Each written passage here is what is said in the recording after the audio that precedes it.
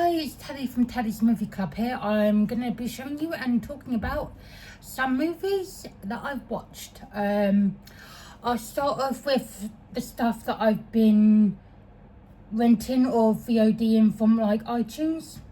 So if you hear a noise, it's my fan on in the background, and obviously if you hear another noise in a minute, it's my voiceover on my phone. I needed to read my list because I can't see without it.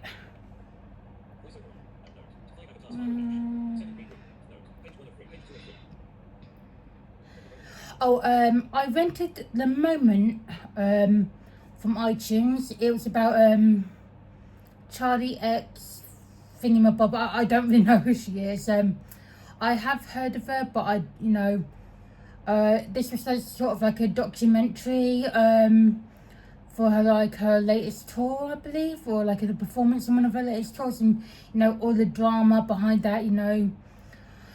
The fact that I think he was, involved in a scandal or something from what I got from the film, in the third act, nearly about a tweet or something. I don't really understand what happened. I was a bit bored in the film / documentary type thing. I just didn't really like it, so, because I found out about it because obviously it was on at the cinema and I never managed to go to see it. But I'm glad I just was able to rent it because, I do not care to watch it again. It wasn't for me. I just got bored for it. Okay, and I will include a poster of it in this video. I watched Lee Cronin's The Mummy on iTunes. Again, I rented it. I now have to get it on 4K. It was a fantastic film. Loved it from start to finish. Got a bit confused at the start with the first family, if you know what I mean. Because I thought they were going to be the main family, but what am I trying to say? Yeah, I thought they were going to be the main family, but they're not. They're sort of like the mum of the family is crucial to the film, but the rest of the family doesn't really, apart from the little girl that is in the film as well. But when we get to the main family, basically they're living in like Egypt. The dad's like a reporter, but I don't think he's got much work going on. I'm not sure what the mum did. I forgot what she does. But the daughter ends up getting kidnapped by the woman at the start of the film, because she's like this sort of magician type person who performs a ritual on her, and she becomes like the new mummy. And it's just like 8 years have passed since the main family's daughter has been kidnapped, and then she's literally found due to because she was moved in a sarcophagus to an aircraft, and the aircraft crashed, and they literally find her in the sarcophagus from a plane crash. And 8 years have passed. She's changed a hell of a lot. She's like grey, she's comatose, she's she's catatonic, I think's the word. And obviously it's a bit weird because she thought the doctors that pulled her into the hospital and tried to help her, you would have thought they wanted to do more tests, but they're just saying, this is like my only really one criticism. They're like saying, well, the best thing is for her to go home and basically love her, try and get her back, sort of thing. But would that actually happen? I mean, you would be studied, wouldn't you? Yes, okay, the parents are happy to have her back, well, to start off with, until the problems start, but it's just like, but the dad sort of like does like investigating what happened to her. The mum's like, the mum's just stressed out because obviously she's like worried she's not going to be able to look after her because of what the dad said. And it's family drama, and but oh my god, this is gory as F. I love horror films, I love gore, but this there was a part where one of the parts that I was a bit grossed out was really, it wasn't, it was when they were cutting her toenails, like my audio description on it was going, they got like yellow gnarly toenails, and I was going, but then obviously the toenails freaked me out. Not the, you know, the ripping of her skin on her leg, but just the toenails. I was like, no, I don't. I've got my priorities right. But then obviously, you know, going on to like, you know, a bit further in the film where, you know, she's attacking the grandma and then obviously drinking the embalming fluid, and, you know, fucking hell, that was, I enjoyed this film, even though I had like one major criticism, but I loved it, you know. I will have to be, well, I absolutely have to pick this up in 4K. I need it for my collection. A lot of people said it was scary. I didn't find it was scary. I found it more gory, which I think a lot of people have also mentioned. But I just had a ton of fun with it. So those are like my only two really rental / VODs. Now I've got like a pile of DVDs, Blu-rays and 4Ks. It's only like 3 on each, I think.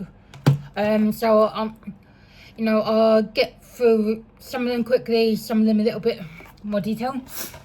The first 2 DVDs are, I've borrowed them from my dad. So the first one up is The Killer. Hopefully you can see that right. And there's the back. Basically, The Killer is like an assassin film. The main woman, one of her assignments is to go and kill these people in like a club. But, you know, she takes like 2 items. She takes like a samurai sword, and then she takes like a gun. And I'm thinking, you know, samurai sword, fucking brutal, you know. But she leaves this singer blinded rather than killing her, because she thinks she's good. But turns out her handler, who sent her on an assignment, said none of the people in that room are innocent. And of course, like, she tries to go to fix a mistake. She finds this girl, well, I say young adult, in the hospital, because obviously she's blind. She has, you know, she's going to try and finish the job, but then she changes her mind when she sees her. And then obviously a cop comes, and obviously she's got to make up a quick story that she's from like the American Embassy or something. He finds out at the end of the confrontation that she's not who she says she is. Hang on, that she's not who she says she is. That's better. Obviously tries to track her down, finds her. I think she knocks him out because obviously she's got to escape with the blind girl, because obviously you know, she's got a target on her back as well as the blind girl now. And it's just like how the assassin and the singer, or the blind singer now, have to coexist. I mean, she's having to navigate, well, in the dark, and you know, she's got to learn where she is. She's got to start learning her route. She's got to be quiet when the assassin woman says to, because obviously, you know, she's got to trust her, and she wants to redeem what she did. And this is also on Netflix. It's on UK Netflix. I don't know if it's on US Netflix, but yeah, it's a really good assassin film. It's like emotional in parts, but it's just like, I really like assassin films because of like John Wick and all that. And you know, I'm trying to get more into women assassin films, because like there doesn't seem to be a lot. There's a few, but there's not often a lot. So that was good. The next one up, again, I borrowed this from my dad. I watched this a couple of months ago, and I didn't really like it. But then I watched it again just the other day, and I really appreciated the second time watch. Is We Bury the Dead with Daisy Ridley. There's the back, if you can see that. Sorry, my lighting's not great.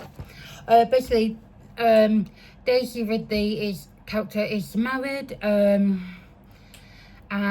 they're having problems in a relationship. I think because Daisy Ridley cheats on her husband, and it's just as he was going to a business like seminar sort of thing, and then obviously like this whole, I'm not exactly sure if it was like a nuclear thing or something, like a nuclear missile has wiped out, you know, a lot of the population, and then she signs up to like this clearance thing where she's like having to clear homes of like dead people, or like, you know, some of them turn into zombies, and she goes and clears them, and you know, make sure that, you know, stuff is not contaminated. But then she sneaks off with like a friend who just they find a bike in one of their houses being declared, so they sort of like, you know, go on a joyride, they get caught, and then the friend is well, locked up, and Daisy with this character is taken by like this soldier, and he has some serious problems. I mean, the soldier's wife has is obviously dead, but I just like, I think he makes up his story to like get sympathy from Daisy Ridley's character, and he wants Daisy Ridley to like dress up as her and all that, and she's then got to work out how to get away from him and escape. So she pretends to be his wife, and then obviously stabs him with a screwdriver, you know. And then obviously she tries to find her husband because she knows he's probably dead, but she just wants to see if, you know, to get closure. But I'm not going to spoil the rest. It's a really good film. It's a different take on a zombie film. It's not like, you know, fast paced or anything, but I had fun with it. I'll quite happily watch it, you know, again, because like, it's just something about it. And then for my own collection, because obviously I'm still trying to watch all my films that you know, I watched the Mummy, the classic Mummy collection, you know, because I've got the 30 film box set, and I'm trying to still get my way through it. I mean, so I've watched, you know, there's 6 films in this Mummy set. The only one I didn't have a lot of good things, well, I enjoyed all of them, you know, but I just like the Abbott and Costello one was a bit silly. There was a lot of screaming in it, a lot of running around, and I never grew up with them. Like, I never watched them as a kid, so I don't really get the premise of it. So I know it's supposed to be like a kind of spoof, but I just wasn't really impressed with it. But apart from that, all the other ones were quite good and properly solid. Now we're on to the Blu-rays. So those are the only DVDs that I've watched.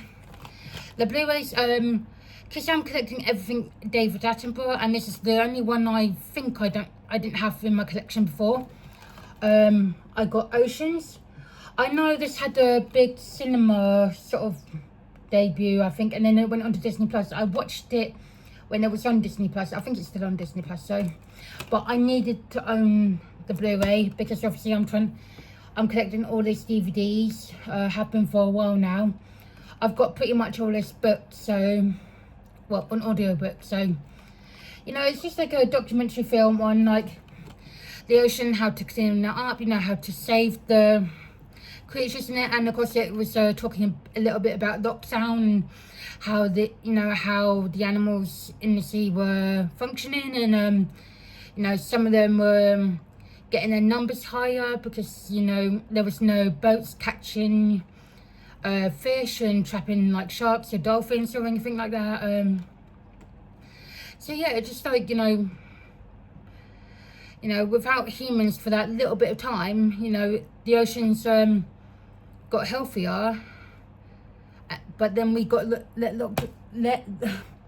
then we came back out of lockdown, and, you know, I'm not saying lockdown was great, but for like the animals, it must have been, you know, different to not see humans about as much. Okay, the last Blu-ray I only have 2 Blu-rays apparently, so it's I think this is a Blumhouse film, I'm not entirely sure, but it's Whistle. Basically, if you've seen Tarot, it's pretty much similar to this, because like with Tarot, you've got a pack of haunted tarot cards. With Whistle, it's a haunted Aztec whistle that some teenage kids find, and of course they blow on the whistle and all hell breaks loose. Basically, you know, people are dying, you know, they're seeing stuff, you know. If you find an ancient Aztec whistle, and you know it's haunted, you know, and strange stuff has started happening around it, why would you blow on it? I don't. I like these type of films because, like, you know, they're fun, stupid, but I still had fun with it. The next one up, now on to the 4K. So, the first one up is Green Room. There's the back, if you can see that. Weird film. It's basically about some it's about this punk band who plays for like these let's just say the far right, you know, people who liked what happened in Germany in the Second World War. I don't know if I can say the word because I don't want YouTube to flag it up, but you know, they're skinheads. They support, you know, and I think Patrick Stewart plays the head of like these skinheads, and obviously they're torturing people and all that, and this punk band has to try and fight their way out. But Patrick Stewart, you know, speaking as like a, you know, being the head of like these skinhead punks, skinhead people that are torturing and trying to murder this punk band. You know, it's a bit weird because, you know, you feel like a German loving person, you know, a person who loved Germany in like World War II, and then you've got Patrick Stewart's British voice. You know, everyone knows, you know, that voice, so it's just a bit it's a bit weird to have Patrick Stewart in this type of film. I mean, he's good, but I just like, because he has such a distinct voice, I don't think it could work for a German sort of fan, if you know what I mean. That's just my 2 cents. I'm trying to make it sense, but I don't think it's making sense, so I'm just gonna move on. The second 4K is Send Help. Now, not funny story, but funny story. The day I bought this is the day it came out on Disney Plus. So I really need to start working out what comes to Disney Plus and, you know, watching it on there first rather than buying the film. Don't get me wrong, I love this film. It's a great film. Basically, the main character is like obsessed on like this survival TV show, and like she's like, I don't know if she's like a secretary or something, you know, at this office-based firm, but her and her boss and I think a couple of other people from the office place are going to like a conference or something, and their plane crashes, and you know, we see her and her boss, you know, she saves speak Natalie. She saves her boss from the sea after the plane has crashed, and of course, like, she's, you know, preparing all like the survival stuff, so huts, you know, water, food, and you know, she treats him because like he's got an injury on his leg, I believe. I think that's right.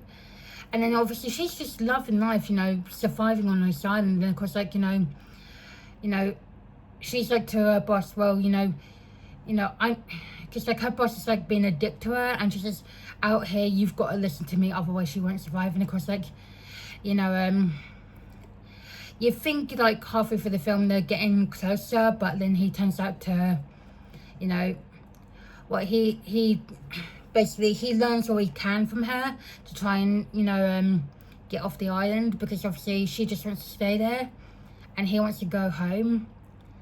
And then obviously his plan doesn't work, so she drags him out of the ocean again, because obviously he's tried to kill her because he wants to get home. She's dragged him out of the ocean a second time, and then obviously things are a little bit tense, and they start trying to work together again. And then obviously the boss's girlfriend stumbles upon this island where she's on the beach, and obviously her friend, she's her friend, and the friend is also the boss's fiance, and she's got this massive engagement ring, and she's like with a seaman, or, you know, like a sailor or something, and they go, come on, we now got to get you back home. And she's like, is it only you two, or is there like another you know, other like a crew further? And no, the fatal mistake, her friend says, is no, it's us two. So she doesn't want to go home. She misleads her friend and the sailor. They end up losing their lives because of her.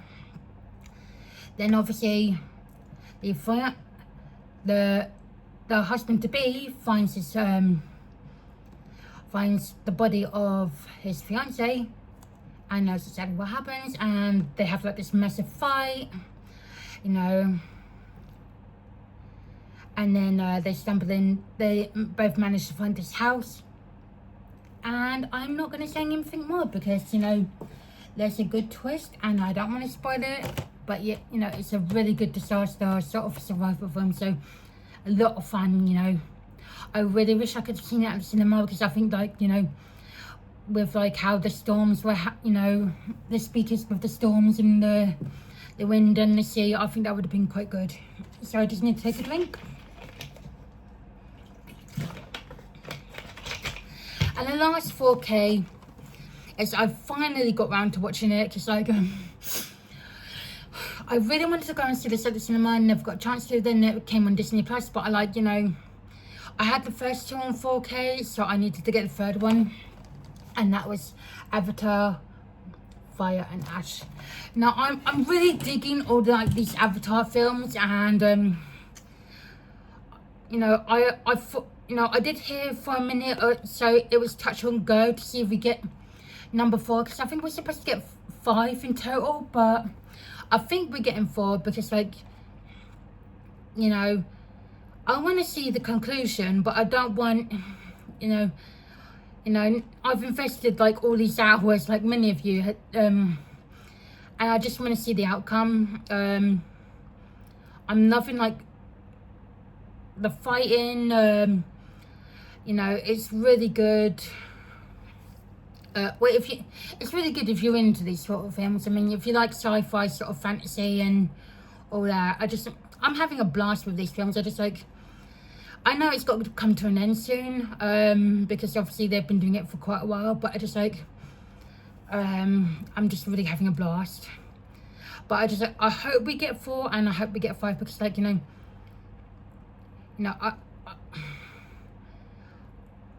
I just want to, I can't really say, no, I'm trying to have trouble saying what I mean, I'm just loving them. I want them to end in a way that, you know, it's good.